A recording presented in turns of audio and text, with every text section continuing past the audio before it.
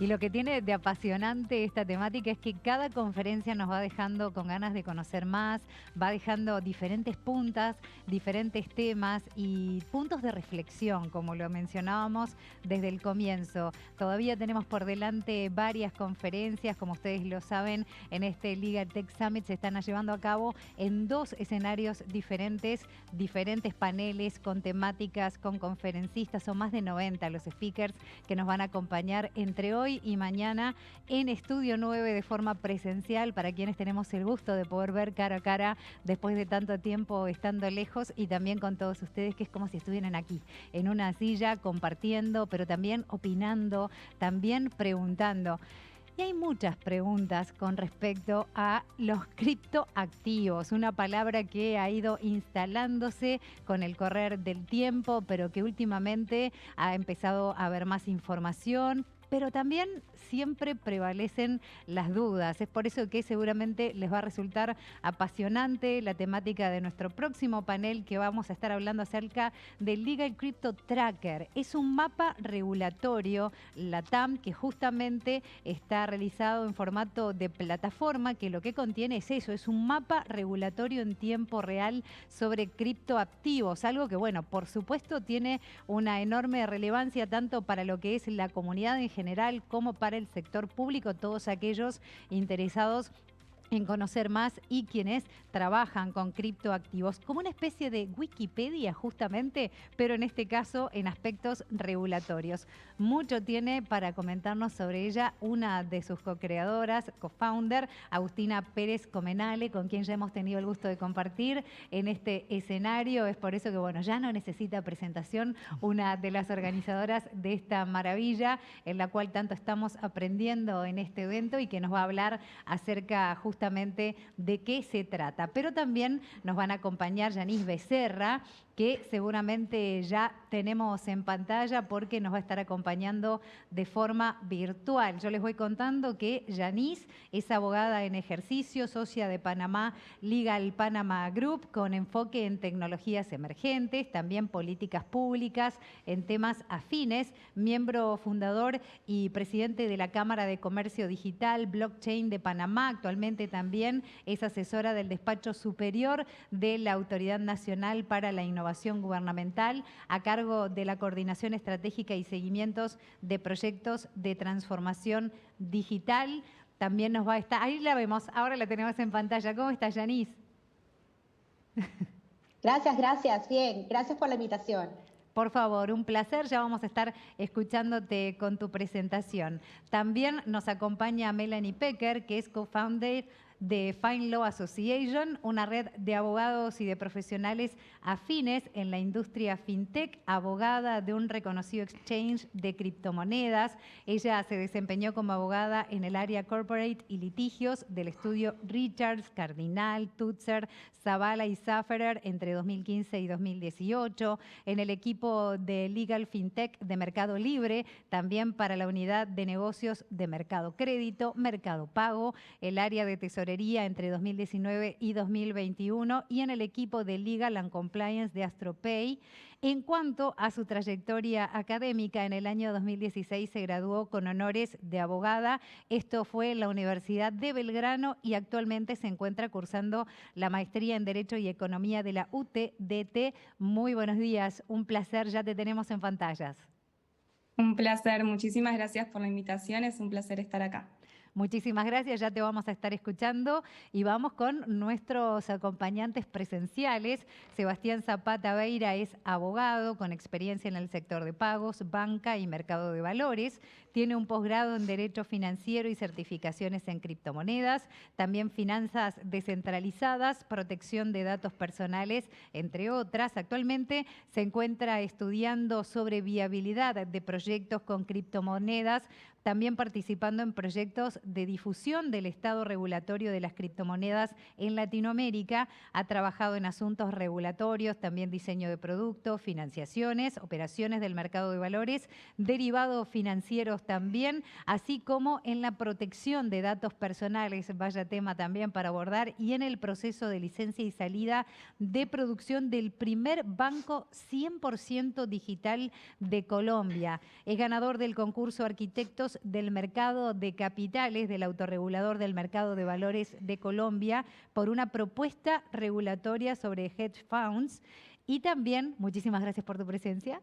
A ustedes, a todos ustedes, encantado de estar acá. Un gusto. Y nuestra moderadora en este panel va a ser Federica Ananía, que también nos acompaña, periodista, licenciada en comunicación, que hoy trabaja como productora periodística en el informativo de Telenoche 4, también como directora de contenidos de Campus Party, Uruguay y Paraguay. A todos muchísimas gracias por estos minutos. Y bueno, comenzamos entonces a disertar. Les cuento, ha entrado una cantidad de público también presencial para informarse acerca de este tema que tanto interés suscita.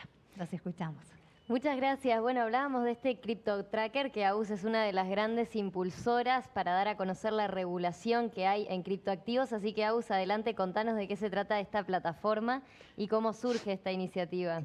Bueno, primero gracias, Seba, que te viniste hasta Uruguay. La verdad que es un honor tenerte por acá. Y bueno, Yanis también y Melanie, que son grandes referentes, cada una en la jurisdicción competente. Así que es un placer poder tenerlos y tener esta instancia justamente para hablar de estos temas que tienen que ver con la regulación de criptoactivos en general. Esto fue una idea más que nada que surgió junto, yo soy co-founder, o sea, la otra founder es Mercedes Aramendía. Con Mercedes venimos trabajando mucho juntas a nivel académico y uno de los temas que vimos que suscitaba bastante a nivel profesional y no solamente a nivel de abogados, sino también corporativo, de empresas, era justamente a la hora de pensar en tener una inversión o hacer un landing en Latinoamérica, primero que nada saber, bueno, cuál es el marco regulatorio, qué tengo que contemplar a la hora de hacer esta instalación en determinada jurisdicción.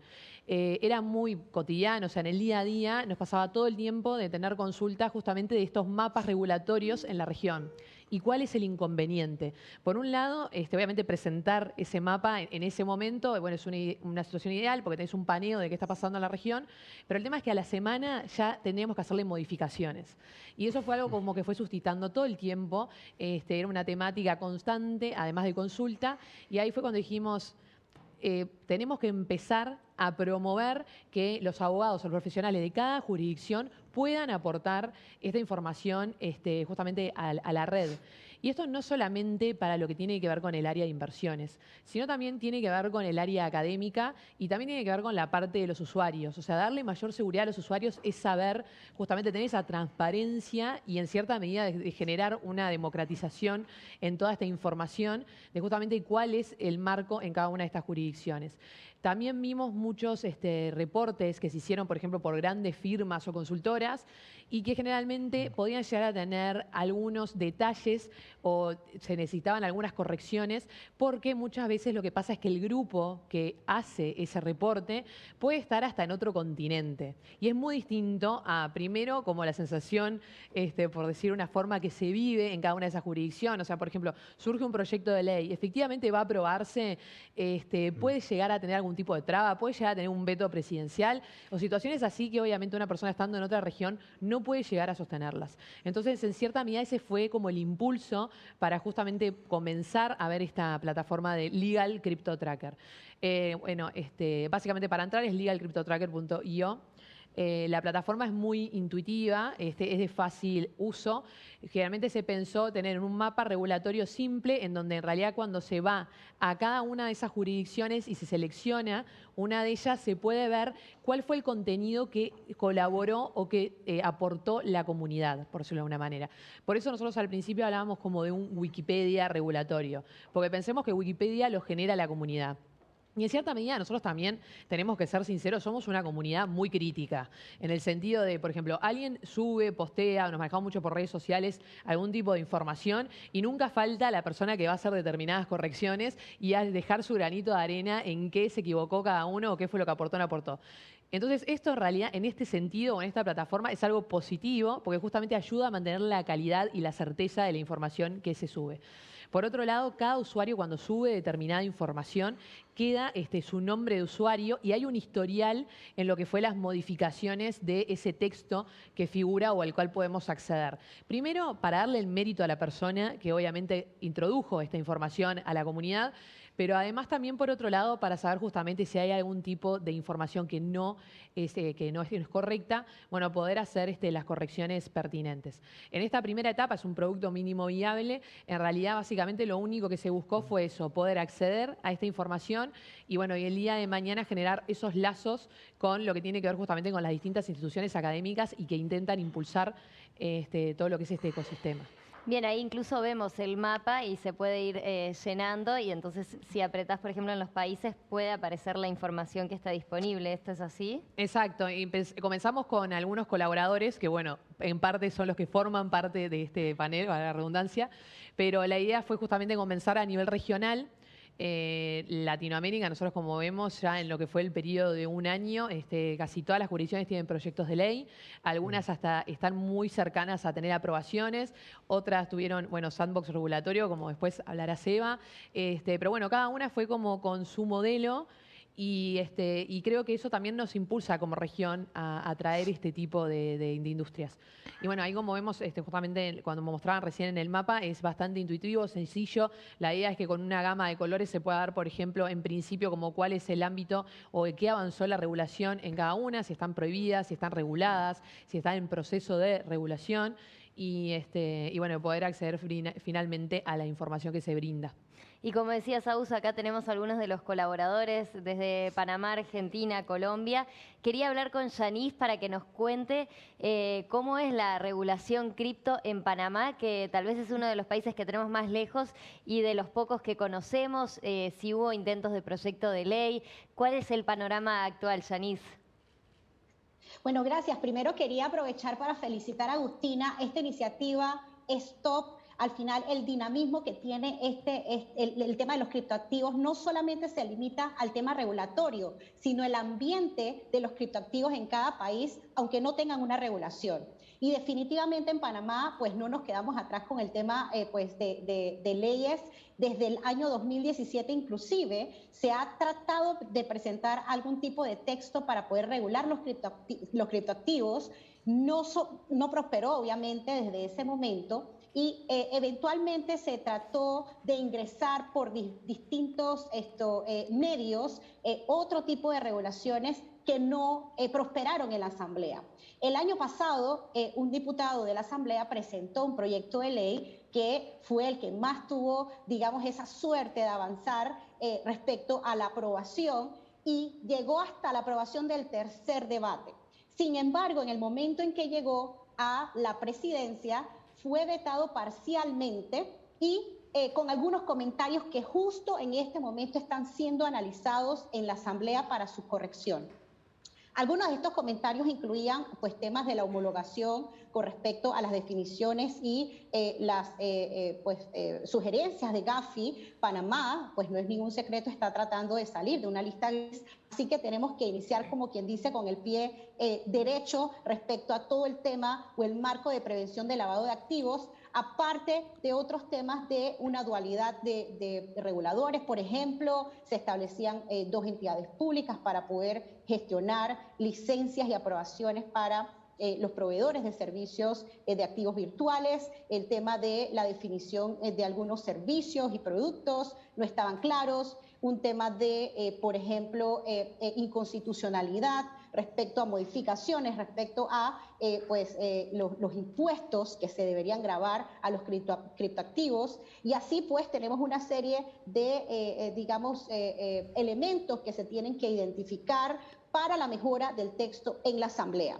Ahora bien, esto no significa que no estén permitidos los criptoactivos en Panamá o las empresas que quieran ejercer o ejecutar actividades comerciales en Panamá respecto a criptoactivos. De hecho, la comunidad ha ido creciendo poco a poco en los últimos años. Tuvimos el mes pasado el Blockchain Summit Latam, donde tuvimos bastante concurrencia, muchas entidades desde públicas hasta las privadas y muchos consumidores han elevado su interés respecto a todo el entorno de criptos en Panamá. Así que en este momento podría decir que es bastante crypto-friendly el país y por supuesto tenemos algunos desafíos como en otros países como lo es el tema de la apertura de cuentas bancarias. Sin embargo, ya pudimos identificar 2 bancos que se han declarado crypto-friendly en Panamá. Así que poco a poco estamos adaptándonos pues a lo que es el tema regulatorio internacional. Estamos dándole la bienvenida a todas las empresas que quieran instalarse y por supuesto que ayuden a la transferencia de conocimiento a todos los niveles para que podamos entonces ir creciendo esa comunidad. Así que por el momento no hay regulación, sin embargo estamos siendo crypto-friendly en Panamá y seguro vamos a estar actualizando pues la plataforma de Legal Crypto Tracker para poder actualizarlos en el tema de cómo avanza la ley de criptos en Panamá. Muchas gracias, Yanis. Sí, es interesante esto que nos contabas de algunos bancos, incluso que son crypto-friendly. Una situación que se dio en Colombia fue la del sandbox regulatorio, es decir, empezar a probar con los bancos, con las empresas. ¿Cómo funcionó esa experiencia y cuál es la situación ahora en Colombia, Seba? Gracias, Fe. En Colombia, la Superintendencia Financiera, que es el supervisor de las entidades financieras en Colombia, lanzó hace varios meses un sandbox, que es un espacio controlado como lo conocemos en todos los países, para testear desarrollos innovadores en la prestación de servicios financieros.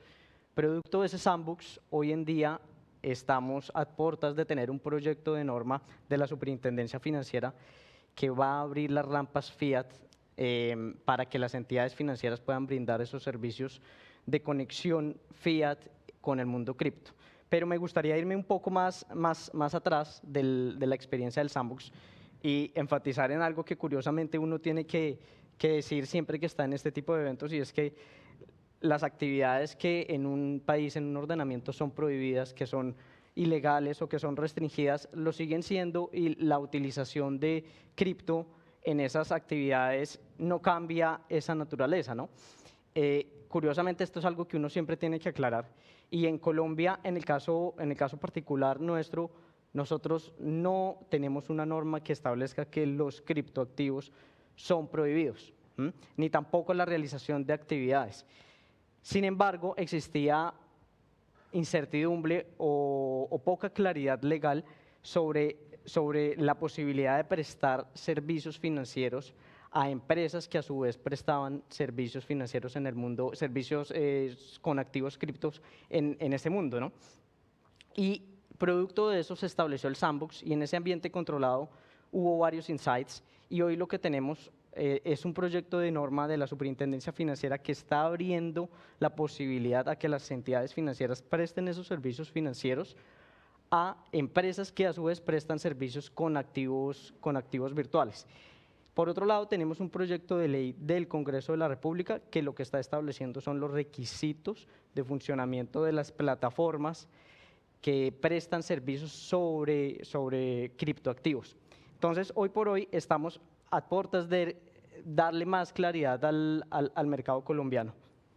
Bien, es interesante eso, que en Colombia ya hay por lo menos una autoridad que está haciendo intentos para regularizar esta situación. Y hablabas del tema del uso, que creo que es muy importante, es decir, estos activos se van adoptando más allá de si existe una regulación o no. Y por eso quería conocer la situación de Argentina, Melanie, que es un país donde se están usando muchísimo las criptomonedas.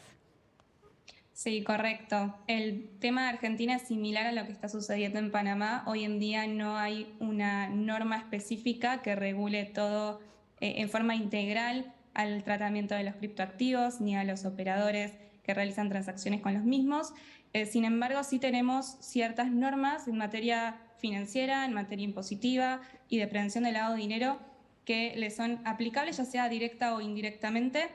En el caso de Argentina, recién la primera norma la tuvimos en el 2014, cuando la Unidad de Información Financiera, que es el organismo encargado de prevenir, controlar e investigar todos los delitos organizados como lavado de activos y financiamiento del terrorismo, recién lanzó una resolución, que es la resolución 300, en la cual estableció la definición de monedas virtuales y un régimen informativo para sus sujetos obligados, que en este caso todavía no son las exchanges, sino que se refieren más que nada a emisoras de tarjeta de crédito, de pagos y a entidades financieras, entre otros. Es un régimen informativo para que tengan que informar, valga la redundancia, de todas las transacciones que realicen los usuarios dentro de su scope, ¿no? Dentro de su plataforma. Después tenemos otro tipo de regulaciones que se fueron sancionando a lo largo de los años, comunicaciones también por parte de los organismos reguladores como la CNB, que es la Comisión Nacional de Valores, y el Banco Central, en donde alertan al público inversor de la volatilidad de estos activos, de cuáles son las implicancias de operar con este tipo de criptoactivos y que no están garantizados por ningún país ni por ningún otro organismo.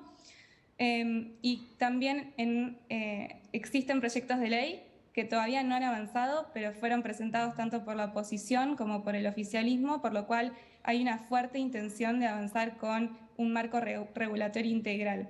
Lo que sí también es importante destacar es que este año el Banco Central, a raíz de un producto que lanzó una institución financiera muy conocida de Argentina, inmediatamente al día siguiente del lanzamiento del producto lanzó una comunicación prohibiendo que las entidades financieras faciliten o permitan a los usuarios operar con criptoactivos. Entonces eso está un poco alineado con otras tendencias en la región, como en México, que no se permite a las entidades financieras operar o no operar en sí mismo para ellas con criptoactivos, sino facilitarle a los usuarios este tipo de operaciones a través de sus plataformas. Bien, algo que creo que es importante poner sobre la mesa es por qué es importante que haya un marco regulatorio, más allá de que hay muchos intentos en países, pero a veces se avanza y luego se dan retrocesos en este aspecto. Y Agus, mientras nos comentás un poco el panorama de Uruguay, creo que está bueno que nos des esa visión de por qué es importante que se regulen.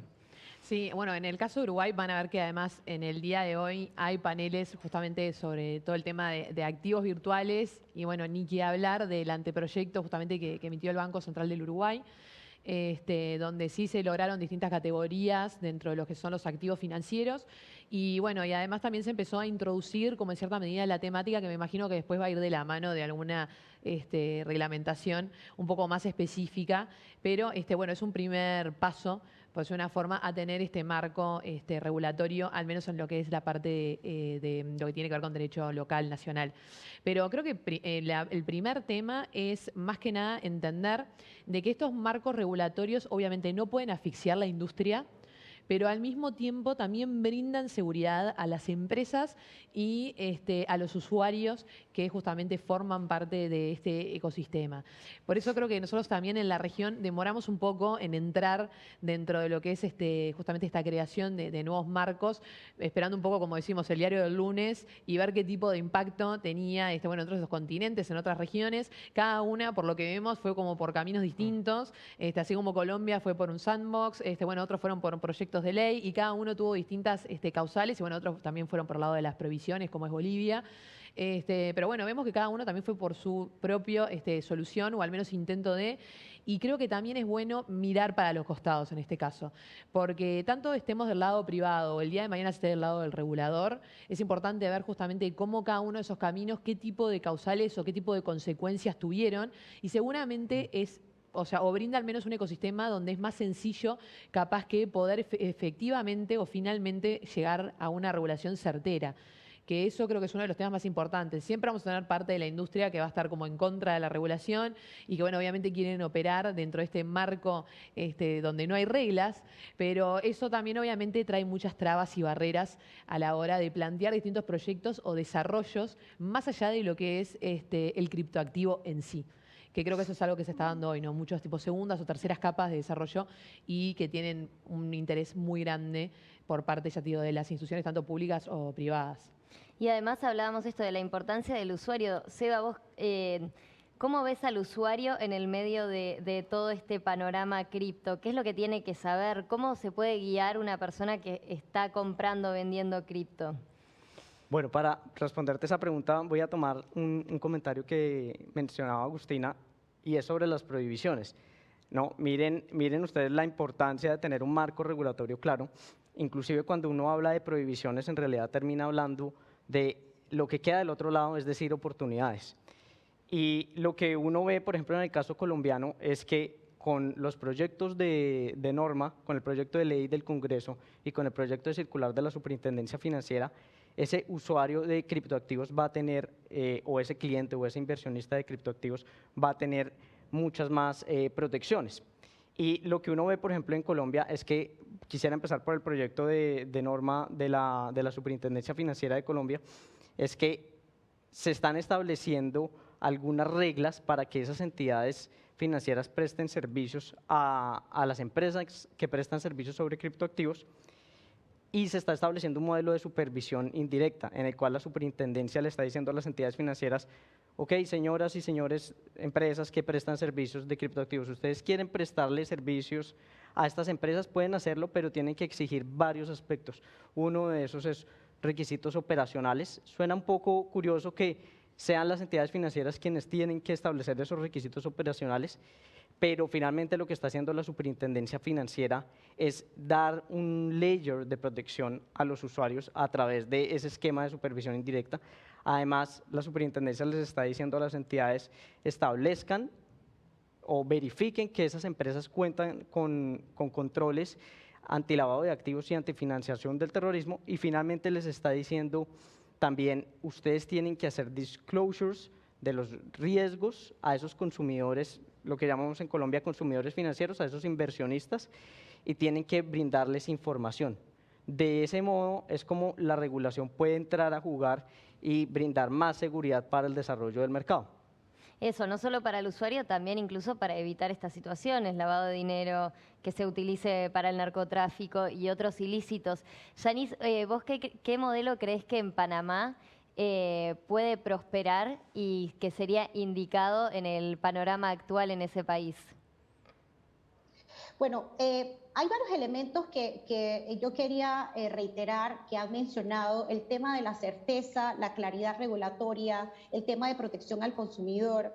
En Panamá, ciertamente, pues al ser todavía muy inmaduro en todo lo que es el aspecto de criptos, nosotros consideramos prudente que la nueva regulación que se establezca o el nuevo texto que salga de la Asamblea incluya primeramente todo lo concerniente a la prevención de lavado de activos y protección al consumidor.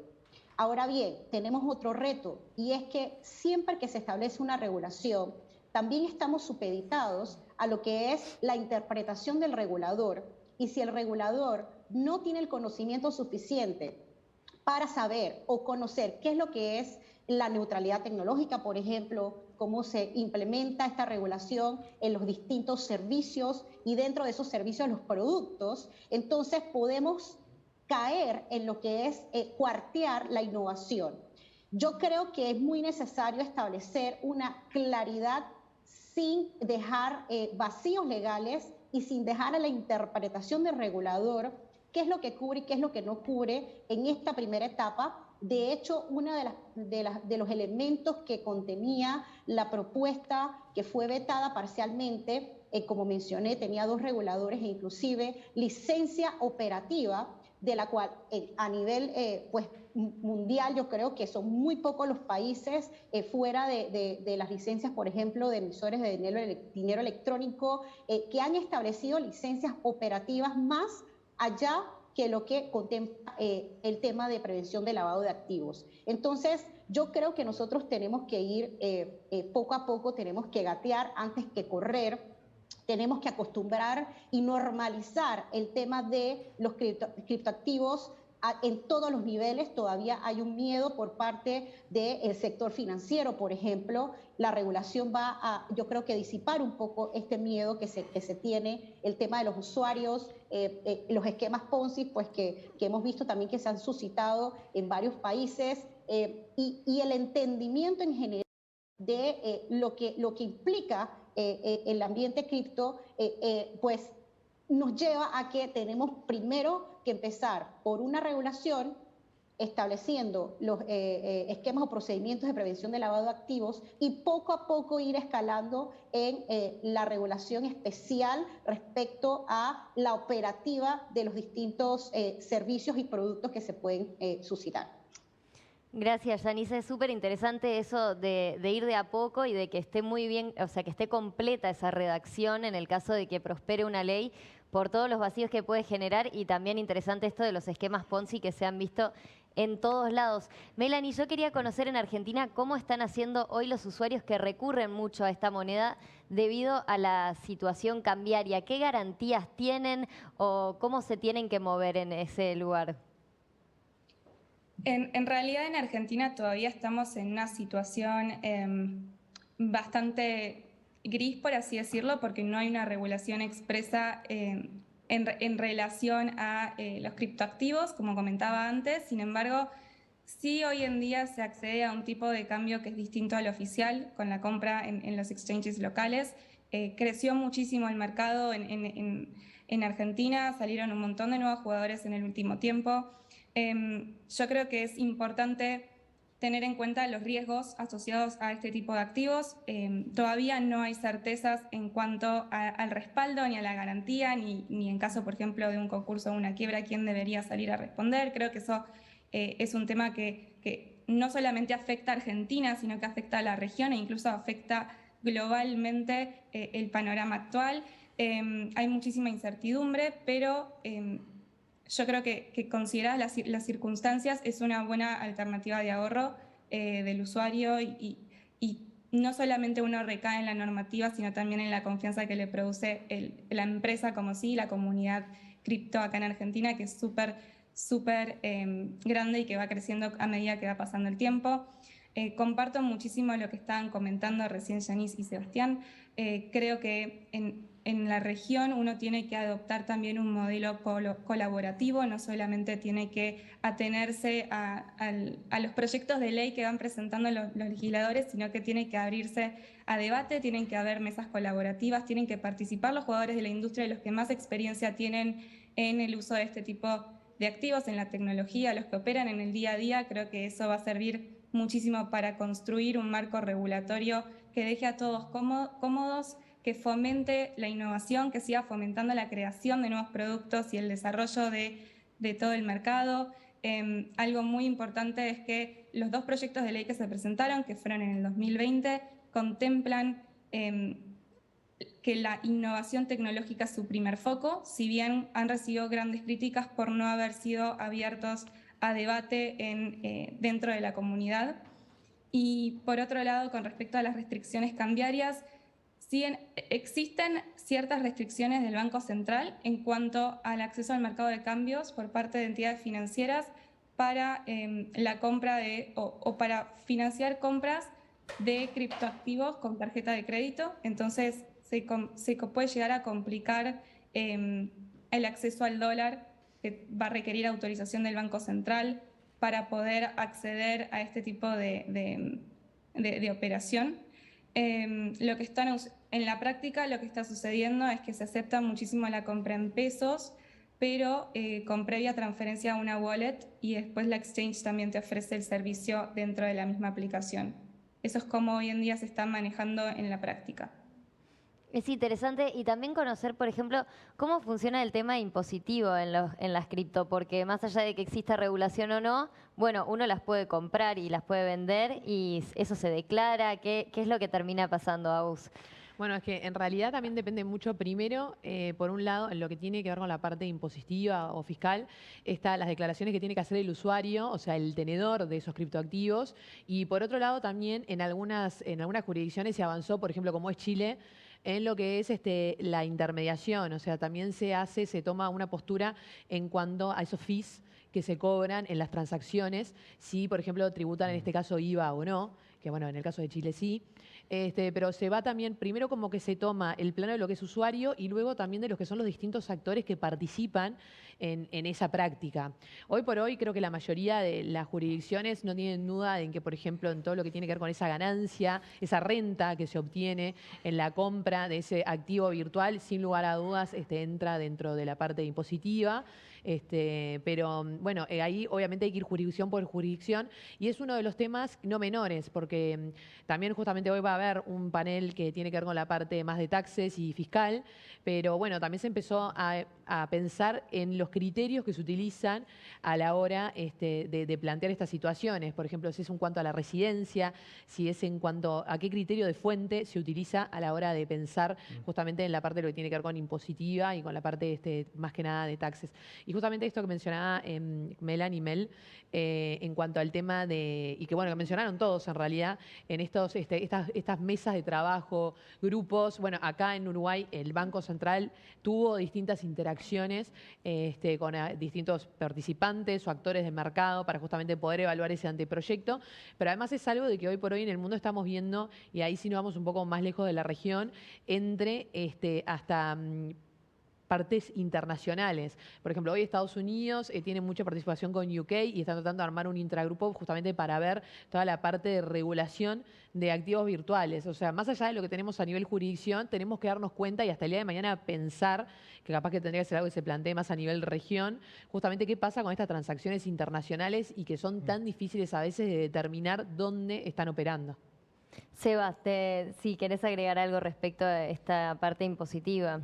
Pues en realidad, 2 puntos. No quisiera irme sin tocar base sobre los comentarios que hacía Melanie y los comentarios que hacía Yanis. Yo, siendo latinoamericano y estando acá, debo decir que me siento muy contento de poder ver cómo, en el caso colombiano e inclusive en el caso de otros países de Latinoamérica, aunque todavía estamos en procesos de proyección normativa, sí creo que hay más claridad que lo que uno podría esperar de otros países con mercados más desarrollados, como puede suceder en el caso de Estados Unidos, ¿no?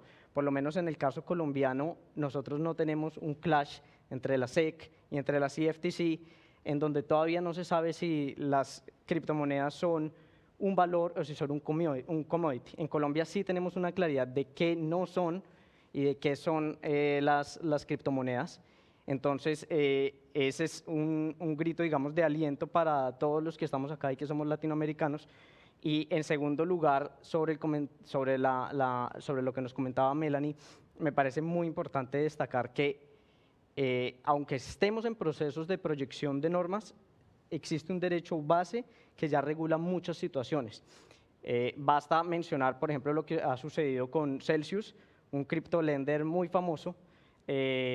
No sé si lo conocen, pero básicamente el problema que hubo con ese criptolender es que sufrió un problema de descalce entre sus activos y sus pasivos, se quebró, hoy en día está en un proceso de reorganización bajo el Chapter 11 en Estados Unidos. Eso perfectamente podría pasar en jurisdicciones colombianas. Estamos hablando de una empresa, en jurisdicciones latinoamericanas, estamos hablando de una empresa centralizada que prestaba servicios con criptoactivos, pero centralizada de todas maneras.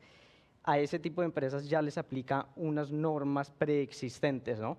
Entonces siempre llevémonos en mente que puede que exista un derecho base que ya cubre muchas situaciones.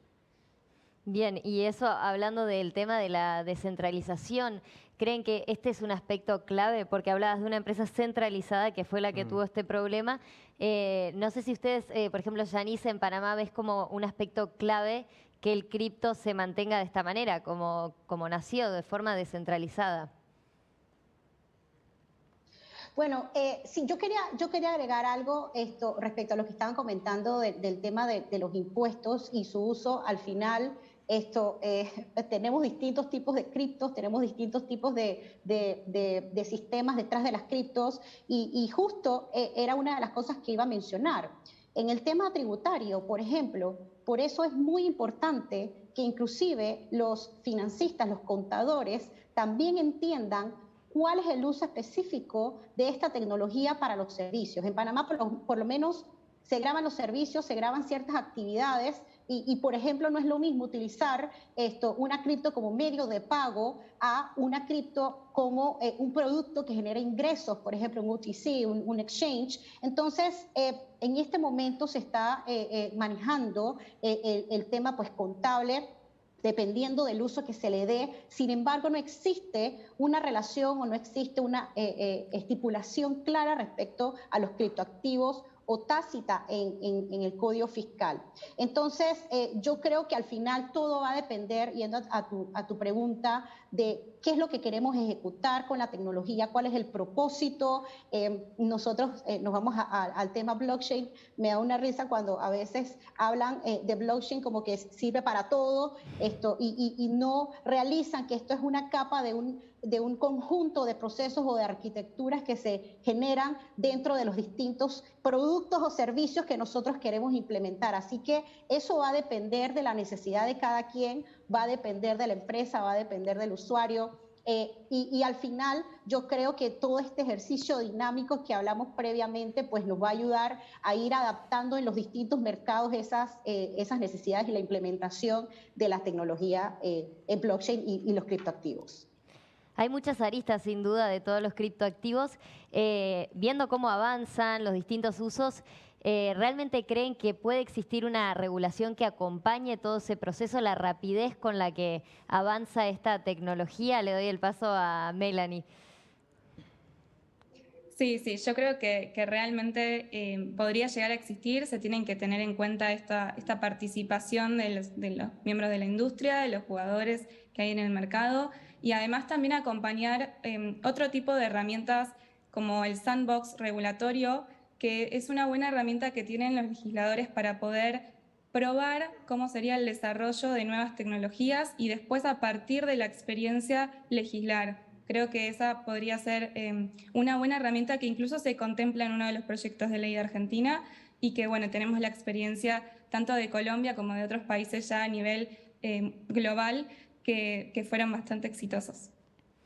Para vos, Agus, ¿cuál es el modelo o la forma que tiene que prevalecer o que va a ser exitosa para acompañar la regulación de los criptoactivos? Y creo que es una pregunta muy difícil. En realidad, en conseguir como la La fórmula fórmula perfecta.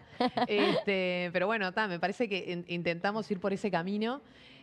Ahí me atengo un poco también a lo que mencionaba Yanis, que uno de los temas que es muy importante es, primero, de diferenciar los distintos actores, pero también de diferenciar los distintos tipos de cripto. Por ejemplo, ahora estábamos en un crypto winter, ¿no? Es uno de los temas, bueno, como medio tabú, pero que es real, sucede. Y creo que uno de los temas, por ejemplo, que va a traer es, en cierta medida, también aclarar la industria, por decirlo de alguna manera. Que esto es importante porque había como mucho dinamismo, mucho incentivo, mucho proyecto, mucha cripto, y que es importante entender las diferencias o las distintas categorías de cripto a la hora también de establecer la regulación.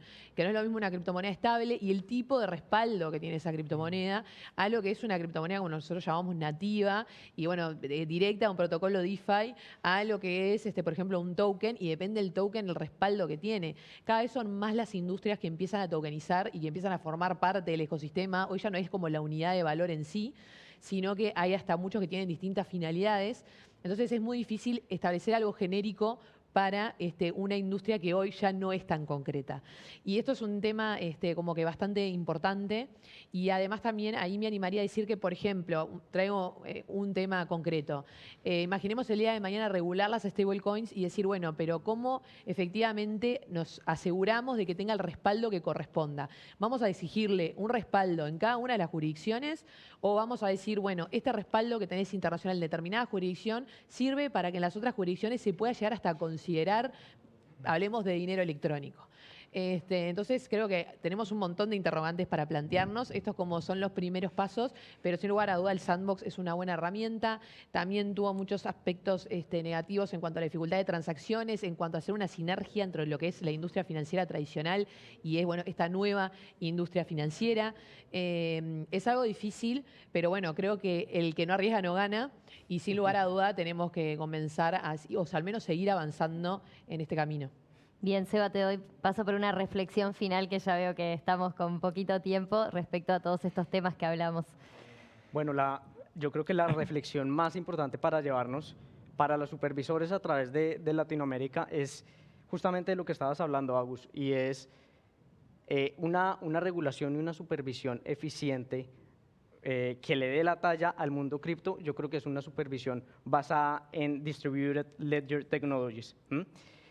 Actualmente los procesos de monitoreo de cumplimiento normativo se siguen haciendo, curiosamente, en el mercado cripto sobre databases centralizadas y no estamos aprovechando las oportunidades que nos dan estas tecnologías para monitorear cómo se está comportando el mercado. Creo que hacia allá es hacia donde deberíamos ir, eso en primer lugar. Y en segundo lugar, nunca olvidar que estamos hablando de transacciones que ocurren a un nivel cross-border y en esas tecnologías distribuidas. Creo que muchas normas hoy por hoy siguen basadas en la territorialidad que nos enseñan en las facultades de Derecho y parten de esa concepción de territorialidad.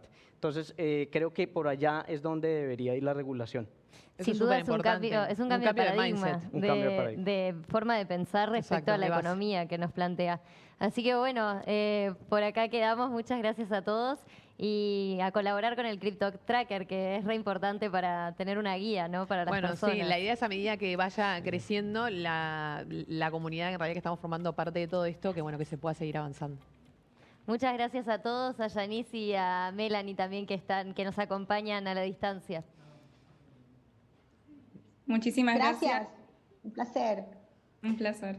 Por favor, ha sido un gusto realmente y qué interesante toda la temática que han abordado. Nos han tenido todos enganchadísimos. Les cuento además, detrás de escena, como les decíamos, a todos quienes están presenciales también, una cantidad de preguntas y creo que eso es también parte del éxito de este tipo de instancias, el poder hacerse preguntas, el encontrar respuestas, pero que también en ese camino vayan surgiendo otras alternativas. Así que a todos, un gusto escucharlos. Muchas gracias.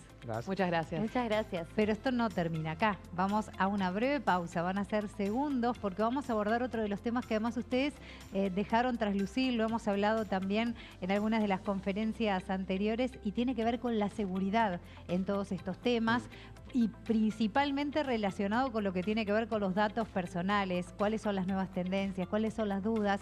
Vaya que se habrá también preguntas al respecto, así que sobre eso vamos a estar hablando en el próximo panel.